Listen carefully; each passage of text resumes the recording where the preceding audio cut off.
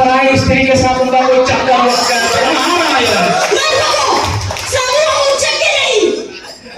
अच्छा माता, एक अच्छे गृहस्थी का तो यही आधार है। अच्छा माता, मैं चलता हूँ। आप तो साधु हैं। आप अगर हमारी पेंशन के विषय में ध्यान देते तो हम गरीबों का भला होता महाराज। नारायण, यहाँ साधुओं की सुनता कौन है? और यहाँ पर तो मेरा मठ भी नहीं है। फिर भी आप मुझे दफ्तर का पता दे दीजिए, मैं एक बार घूम आता हूँ। जी महाराज, ये लीजिए। दफ्तर का पता आप पहले से तैयार करते हैं? हाँ महाराज।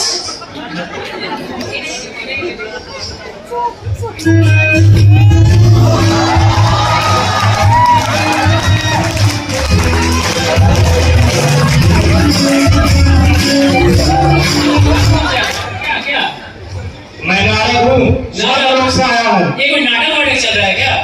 नाटक नहीं, मुझे भोला राम के विषय में जानकारी चाहिए थी। भोला राम? वो कौन? वही भोला राम जिसकी पेंशन की फाइल तुम्हारे दफ्तर में पिछले 5 सालों से पड़ी हुई है। वो तो कब का उड़ चुका है। उड़ चुका? इतने तो पेपर में रखे हुए हैं, वो सभी वजन उसके फाइल में रखे हुए। अरे महाराजा साधु है, आपको इस समझ नहीं। नारायण, ये पेपर वेट और वजन अलग होता है। अलग होता है? हाँ। क्यों बताएगा? ये आप उस बड़े बाबू के पास जाइए, वो आपको बता सकती है। नारायण नारायण नारायण नारायण।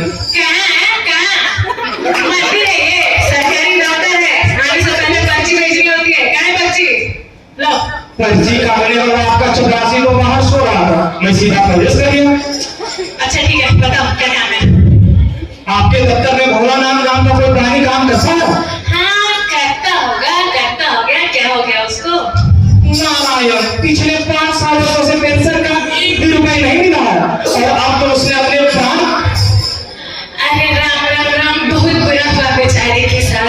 पर आप ठहरे साधु आदमी, आपका काम है भजन कीर्तन करना और दिन भर नारायण नारायण नारायण होता है। सरकारी दफ्तर का एक सिस्टम होता है, और जो भी कर लो, गलती उस भोला राम की ही थी। वो कैसे? अरे भोला राम कुछ ज्यादा ही भोला निकला। सिस्टम के हाथ में रह के सिस्टम के साथ ही बेवकूफी करने चला था। ना कुछ लेता था ना कुछ देता था। अब ये भी तो एक मंदिर ही है, थोड़ा दान पुण्य तो इधर भी करना पड़ेगा कि नहीं? और ये सब सरकारी पैसे का मामला है। पेंशन का केस 20 दफ्तरों में जाता है। 20 बार एक ही चीज को 20 तरीके से लिखना पड़ता है, तब जाके काम हो सकता है। हाँ, ये सब काम जल्दी भी हो सकता है, मगर क्या? वजन लगेगा। आखिर ये वजन है क्या? समझाता हूँ महाराज, समझाता हूँ।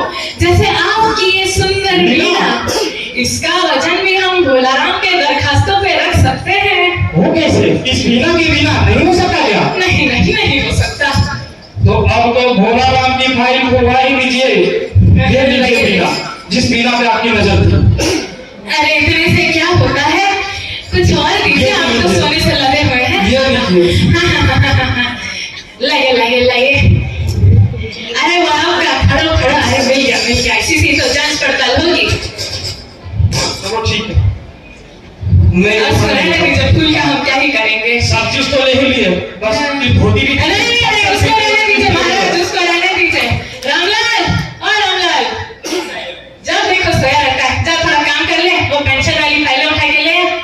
बाबू आपके लिए चाय कॉफी या कोक? नारायण, दफ्तर में कोक? ये जा।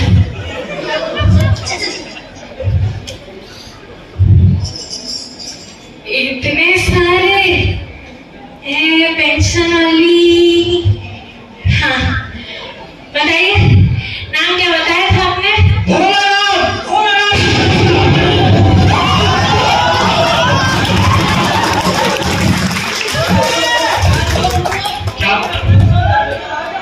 क्या तुम भोला राम की जीव हो? देखो भोला राम, मैं नारद हूँ, स्वर्गलोक से आया हूँ। तुम मेरे साथ स्वर्गलोक चलो। मैं तो यहाँ अपने पेंशन के कामों में अटका हुआ हूँ। मेरे बाल बच्चे यहाँ भूखे मर रहे हैं। मेरा पेंशन का एक भी पैसा नहीं आया। जब तक मेरा पेंशन का लेटर नहीं आ जाता, मैं कहीं नहीं जा सकता। नारायण, देखो भोला राम, तुम्हारे वचन रखा है, तुम मेरे साथ स्वर्गलोक चलो। तुम्हारे ईमानदारी के कारण जितने भी तुमने कर्म किए हैं, तुम्हारे परिवार को पेंशन मिलने लगेगा। और तुमने जितनी सत्यनिष्ठा से यहाँ पर काम किए, फिर भी तुम्हें कष्टों का सामना ही करना पड़ा। तुम मेरे साथ स्वर्गलोक चलो, वहाँ धर्मराज तुम्हारा इंतजार कर रहे हैं, और स्वर्गलोक में चलकर वहाँ की सुख सुविधाओं का आनंद लो। चलो मेरे साथ। जी आप मुझे तो स्वर्ग ले जाएंगे, लेकिन यहाँ पर जो मेरे तरह लाख भोलाराम है जो हर दिन शोषण का शिकार हो रहे हैं, क्या आप उनको न्याय दिला सकते हैं? देखो भोलानाथ, तुम्हारे सत्य कर्म और सत्य निष्ठा के कारण स्वयं नारद को स्वर्गलोक से भूलोक आना पड़ा मुझे ले जाने के लिए। इसी तरह भूलोक पे जितने भी सत्य कर्म करने वाले लोग हैं उन्हें उन्हीं के फल के अनुरूप फल मिलेगा, उन्हीं के कर्म के अनुरूप फल मिलेगा। तुम मेरे साथ स्वर्गलोक चलो, वहां धर्मराज टेंशन में है, तुम्हें टेंशन की पड़ी है।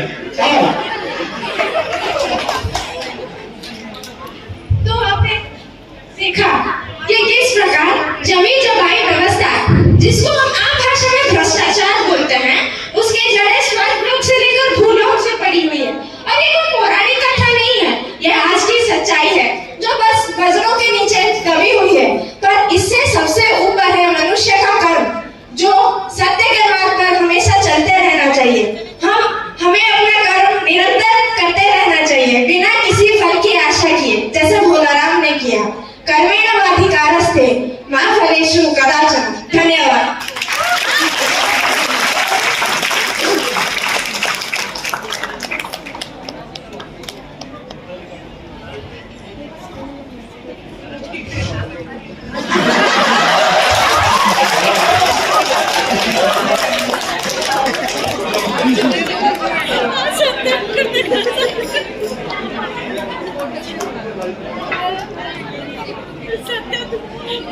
सोहम कहाँ गया? सोहम कहाँ गया?